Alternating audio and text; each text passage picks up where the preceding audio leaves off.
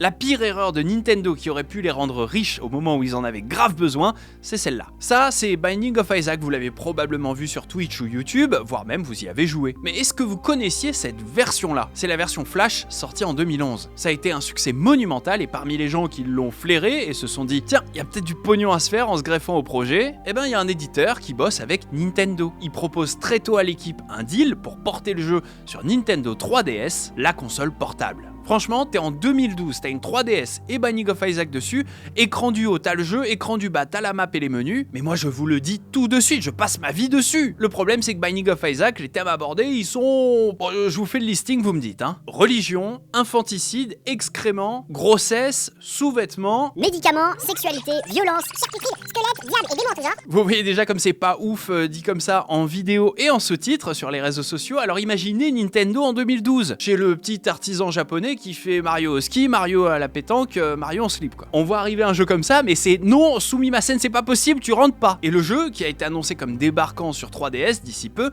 est finalement recalé pour des raisons de contenu religieux questionnable. En vrai, on soupçonne que le move vienne en fait du fait que l'Allemagne avait classé quelques jours avant le jeu comme étant destiné à un public plus âgé que 16 ans pour contenu blasphématoire. Et c'est une première pour l'époque. Et bizarrement, comme ça, Nintendo rejette le jeu juste après. Pourtant, à l'époque, la Wii se meurt, la 3DS c'est pas un carton comme la DS, et puis il y a la Wii U qui arrive en Y pour bider comme jamais. Vraiment, ce jeu en 2012, Nintendo, ils en avaient besoin. Mais ils ont dit...